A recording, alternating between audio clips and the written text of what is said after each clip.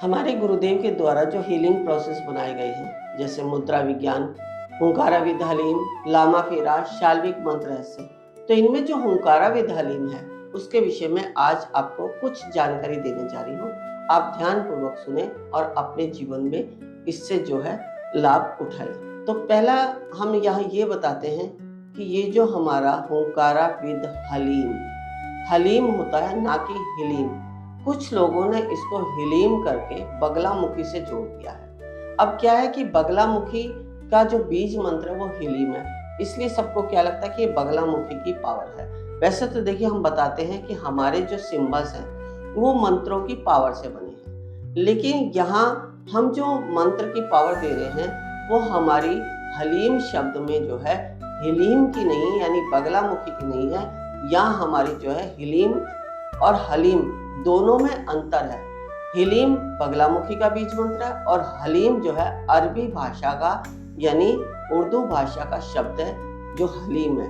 क्योंकि हमने ये पहले भी कई बार बताया है कि हमारे जीवन में जो नकारात्मकता होती है, जो नेगेटिव एनर्जी होती है, वो अगर हमारी किसी भी धर्म की हो सकती है, तो बहुत सारी ऐसी नेगेटिव एनर्जियां होती हैं जो हिंदू भी होती हैं और मुस्लिम भी हैं। तो हिंदुओं के लिए अगर हमने हुंकारा की बात करी है तो वह शिव और पार्वती संवाद से जुड़ी है। और अगर हम हलीम की बात करते हैं तो हमारी नेगेटिव एनर्जी जो मुस्लिम शब्द से आई है, यानी मुस्लिम जो तंत्र है वहाँ उसको ठीक करने के लिए कही गई है। तो इसलिए आप कंफ्यूज ना हो और हुंकारा विद हलीम को अच्छे से जानने के बाद आप करें। बाकी अगर आप इसको सीख रहे हैं या कहीं से सीखा है तो फिर भी आप नेगेटिव ना हो, क्योंकि आप जो लाभ उठा रहे हैं वो आप उसके मीनिंग से नहीं, आप उसकी हीलिंग पावर से उठाएं कि उससे क्या मिल रहा है। आपको अगर तरीका सही आ गया है, आपने हुंकाराविद हलीम को सही तरीके से सीखा है, तो आपका जो है वो एनर्जी काम करेगी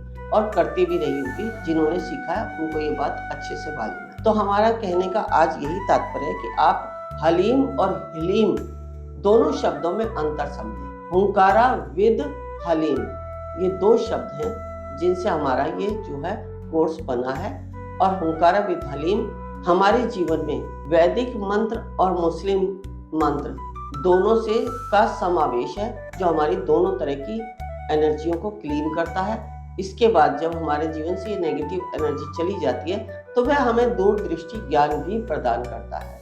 जो हुंकारा शब्द है वह हमें दूरदृष्टि ज्ञान प्रदान करता है, और हलीम शब्द है वो हमें मुस्लिम जो नेगेटिव एनर्जी है उनसे बाहर निकालता है। तो इस बात को मैं बार बार इसलिए रिपीट कर रही हूँ कि आप अच्छे से समझ लें कि हुंकारा विद हलीम, हलीम और हिलीम ये दो शब्दों में अंतर समझे, और तभी आप इस प्रोसेस को आगे करेंगे तो आपके जीवन में जो अब तक आप लाभ उठा रहे हैं उससे भी ज़्यादा लाभ उठाएंगे।